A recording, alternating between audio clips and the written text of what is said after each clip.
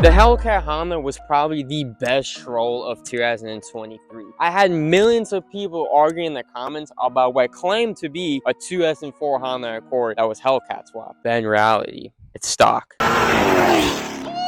A lot of people kind of guessed how I did the sound, but not exactly. And other people were completely wrong about it by claiming that, first off, that it was a Hellcat engine and it was an LS3 or an LS4. And there was other people who go as far to claim that it didn't even sound like a Hellcat engine at all, even though all the clips came from a real Hellcat engine. So all the goofies who said, it doesn't sound like a Hellcat, I bet you're looking real stupid right now. Because it was literally stripped from a video of an actual Hellcat engine. Now some of them, very few of them, was from a Trackhawk, but most of them was from actual Hellcats. And this is exactly what I would do, because if you look at some of the videos, it's a little more complicated than just taking Hellcat audio and putting over a video like some people were claiming, because it looked too real. Especially the 1,000 horsepower launch, that if you somehow missed that,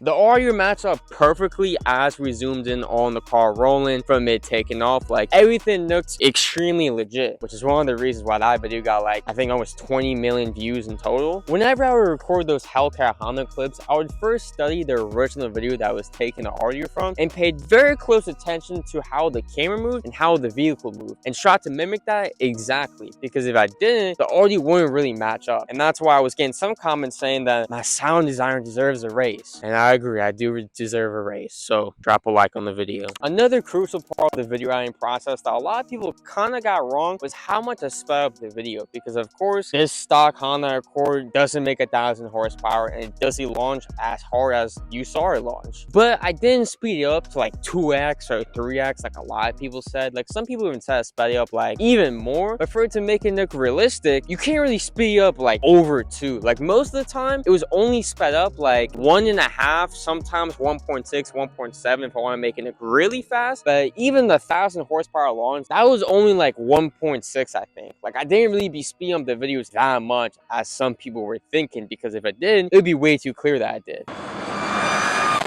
I'm sure you have seen this picture somewhere before, and of course it's Photoshop. That's the only way it could even come into existence if it's not actually Hellcat swap. And even though some people wanted to kind of diss my Photoshop on that, it took me like 6 months to craft together that masterpiece. It was a very long process. I don't think it was bad at all. Like, it went super viral, and on Instagram, I think my post of it got like over 33,000 likes. And just for like a post, like a picture post, that's a lot of likes. And on top of that, and a lot of people took that picture and posted in other platforms and accounts, a lot who didn't even credit me. If you're gonna use any of my content, I don't really care as long as you credit me at jcmotor. Now, so far, if there's any questions that you have regarding the SRT Hellcord that has not been answered, please feel free to let me know in the comment section down below, and I might even make a whole separate video answering some of your questions, or at the very least, I'll reply to you directly. And now that you know some of the secrets behind the Hellcord, I think it's time to rewatch one of the all-time great Hellcord videos, which is on screen right now, when I made it 1,000 horsepower and I had that crazy launch. So all you gotta do is click and go watch it.